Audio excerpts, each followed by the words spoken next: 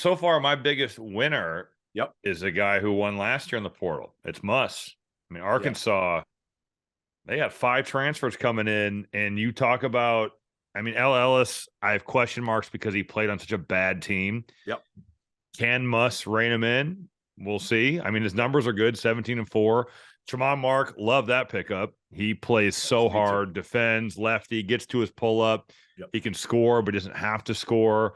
And then Caleb Battle is a elite scorer. Yep. You know, so I just think that with who he is bringing in, and think about getting Trayvon Brazil back. Yes. I like Arkansas, and Muss is doing it big in the portal. The only thing I'll say to you is, out of all the guys they got, not one of them shot above 34% from 3 last year. They didn't do that either last year. That scares me. But their team didn't do it last year. And I guess what? They were in the Elite Eight. So and that's, to me, I don't know if you can contend for a national title. Agreed. But we're talking about the portal's biggest winners right here. Totally. So. And they've gone in and gotten shit done early. Yeah. And like you said, I love Tremont Mark. L. Ellis can score. Menafield from Washington can score some. He's a freshman, right? Yeah, he's electric. Freshman. Battle can score. I'm with you. I'll give you. We'll kind of go through ours and we'll alternate here. I'm going to go West Virginia. You know, to me, I think what Jesse Edwards, talented, older, big. You get my boy Kirk Risa. They spent a good amount of money in NIL, and they got 2 kids from Manhattan early, not late in the portal, but they got 2 kids early on that I think will help them. Jose Perez and Omar Silverio, that are older, that can help them as pieces as well. But I think Jesse Edwards was huge for him. You know, he's a game changer from the defensive end, can score some. And Kerr in a different scenario, I think will be good. Again, I think those are 2 really good pickups. Who else you like? Houston. I mean, getting LJ Cryer and getting Damian Dunn, you are going to lose some really good guards. But as long as Jamal Shed comes back, and I assume he will, he's declared, but could still come back to Houston. You've got a reloaded backcourt with guys that can really score, and Cryer's a guy who can really shoot at an efficient level. So I think Kelvin Sampson has reloaded in that backcourt. Looked like, you know, when Tremont Mark transferred, I was pretty surprised just because I felt like he kind of fit that culture, and he was going to be a guy. He was it was finally his turn, right? Like, you've been behind Sasser and Quentin Grimes and some of these other guys, and now it's your turn. And that's where that's kind of surprising. But we see that a lot here in college basketball now. And Kelvin Sampson has reloaded the backcourt. So I think Houston's done a good job with the portal. I'm going to give you one that I didn't think I'd say, but man, Villanova. Now they kept Justin Moore out of the portal. That's a win right there, right? Because a lot of people thought he was going to go to the portal, and he did not. And then you add Hakeem Hart from Maryland and TJ Bamba. I'm surprised he transferred. Me too. I thought he'd be kind of done, but you know, again, the COVID year, that helps. He had a solid year for a good team last year. He's a good player. Now he's a little up and down at times, but he was very productive. And they got TJ Bamba, kid from New York, went all the way out to Washington State, can really score it. Good size for a wing. So I really like honestly, I think Kyle Neptune and Villanova did a hell of a job in the portal when I didn't know if they'd have portal money. And I'm not sure portal money got it done, or if it was just Villanova and the fact that these kids wanting to play for Villanova still. So what will be Villanova's starting 5 next year? Justin Moore, Hakeem Hart. Who did they lose? They lost they lost some Slater. Dixon's back. So Eric Dixon's still there. So you're in there for Hunter. You're in there a little bit for Hunter. I don't know if you get him. I don't think they'll get him. But the only thing I'd say is it's close to home. You know, probably right. They probably don't get him at the end of the day. Why would Hunter not go to Kansas?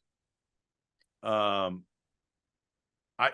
agree. I think honestly, Rob, of all the decisions that I've seen being made over the last couple of years, I think this is the easiest one for a kid, especially an older kid that's looking at it not as a freshman.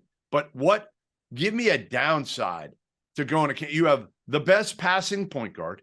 DeJuan Harris, yes. You have Bill arguably Self, the best coach. Bill Self, yes. And he throws the ball inside, and he's proven that time and time again, whether it's David McCormick or it's Cole Aldrich or it's the Morris 100%. Twins or it's Thomas Robbins. I mean, they throw the ball inside at Kansas. It's a no-brainer to me. An absolute no-brainer. Jalen Wilson declared he's gone. He's gone. Grady Dick is gone. He's gone too. Yep. McCullough is gone. McCullers gone too. So I guess there is going to be some legit turnover here. They added Nick Timberlake, a transfer from Towson who shot about 42%. Older kid. He needs shooting around him. Hunter last year, every time he touched the ball, immediate post trap. That can't be for a guy that likes to score, and that's not a diss at all because I like to score. Scorers like to score. It has to suck every time you catch the ball in your strongest position to have an immediate double team. Sucks. That's got to has to suck. Right. And he did a good job out of it for the most part. No, he did. I mean, he was great at rifling passes across the floor. I'm just sure that definitely got old. KJ Adams, do you like them? So he'd play the 4 and Hunter would play the 5. They need they need like one more and they got a good freshman coming in. Hold on. I mean, the only reason I don't love that is because I've seen Terrence Williams play alongside Hunter Dickinson for the last 2 years. And that's a stretch 4 that didn't shoot it all that well either. And that KJ Adams is a worse shooter, I'd say, than him. Yeah, KJ Adams he's not trying to shoot. He doesn't shoot. He's around the basket. He's a good player. He can handle, he can short roll, he can facilitate.